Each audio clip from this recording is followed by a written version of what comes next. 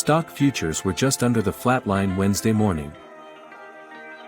Futures tied to the Dow Jones Industrial Average were down 20 points, or 0.06%, while S&P 500 futures were 0.06% lower and Nasdaq 100 futures were down 0.07%. In regular trading, the Dow fell more than 350 points, or 1.03%. The S&P 500 and Nasdaq Composite lost 1.4% and 2%, respectively. The moves came as investors lost hope that the Federal Reserve will be able to engineer a soft landing. Instead, concerns swirled around the state of the economy and whether an economic downturn is approaching.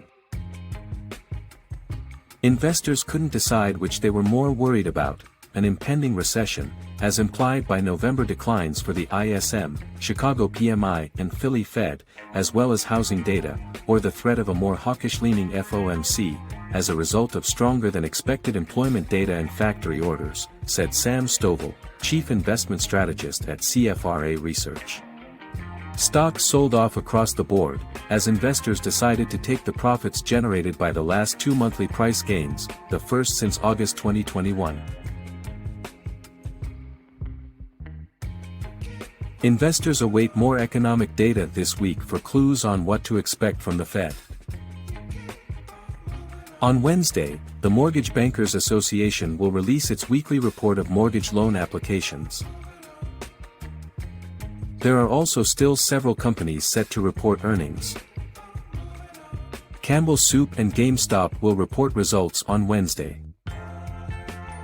China lifts negative test requirement for cross-region travelers. Cross-region travelers in China will no longer need to show COVID-negative test results, according to a National Health Commission release. Areas that are not designated as high risk cannot halt work or production, the notice said. COVID patients without symptoms can also choose to isolate at home for 5 days, it said. CNBC Pro, a gift to investors. BlackRock says it's time to rethink bonds. It's time to rethink bonds, according to the BlackRock Investment Institute, which said, the lure of fixed income is strong right now. Higher yields are a gift to investors who have long been starved for income. And investors don't have to go far up the risk spectrum to receive it, Philip Hildebrand, vice chairman of BlackRock, and Jean Boyven, head of the BlackRock Investment Institute, wrote in a note last week. They outlined their top ways to cash in. UBS says shares in this global airline are set to soar by 55%. These are the stocks making the biggest moves after hours. Stock futures were barely changed to begin trading Tuesday evening, after falling in the regular session. Dow Jones Industrial Average futures opened just 2 points higher, or 0.01%. S&P 500 futures were up 0.03% and Nasdaq 100 futures added 0.05%.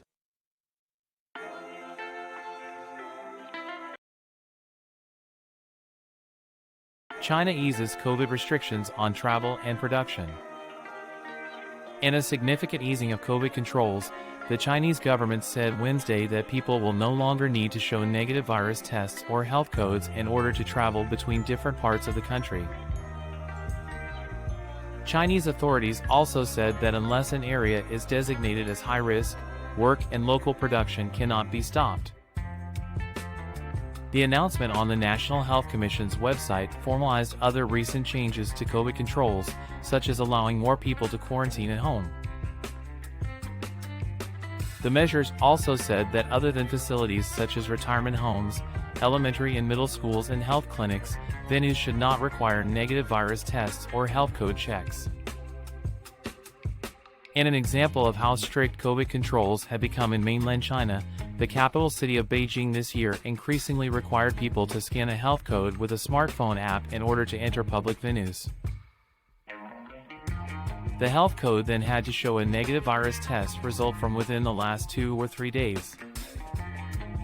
If the health code decided the user had come into contact with an infection or COVID risk area, the app would show a pop-up window, making it impossible for the person to enter public areas or board a train or airplane until the pop-up was resolved.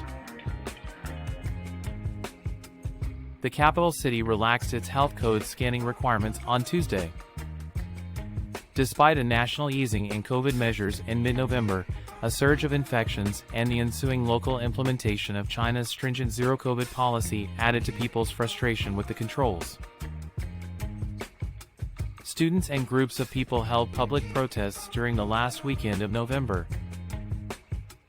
In the last several days, local authorities across the country have removed many virus testing requirements. When it comes to implementation, there are a lot of inconsistencies between different departments and different regions, Dan Wang, Shanghai-based chief economist at Hang Seng China, said Wednesday morning on CNBC's Squawk Box Asia.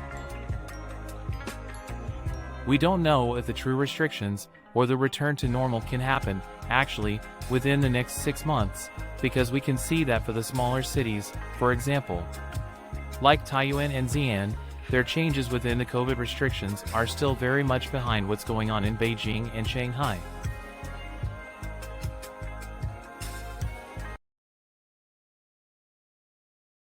China loosens anti-COVID rules in major policy shift. The relaxation of rules, which include allowing infected people with mild or no symptoms to quarantine at home and dropping testing for people traveling within the country, are the strongest sign yet that Beijing is preparing its people to live with the disease.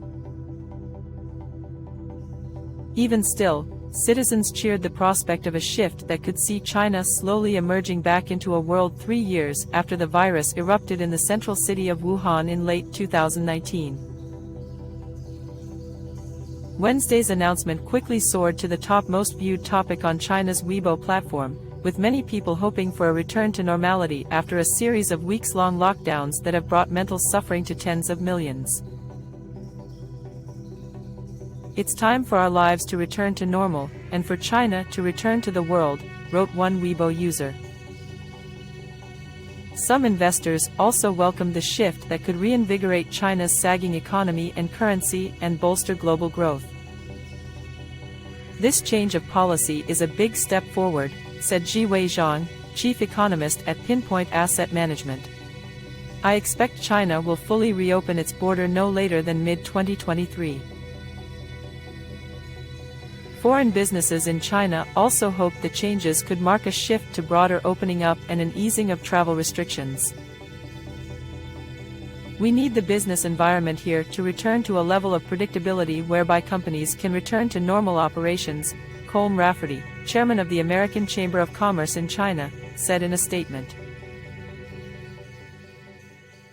But NHC spokesperson Mi Feng told a news conference that any changes to measures regarding travel would be gradual. The policy change came after President Xi Jinping, who regards China's relentless fight against COVID as one of his main achievements, chaired a meeting of the Communist Party's Politburo on Tuesday. Some analysts seized on a report on the meeting by official news agency Xinhua that lacked any mention of the dynamic zero-COVID policy, though it was unclear whether this was a signal of a fundamental change in stance.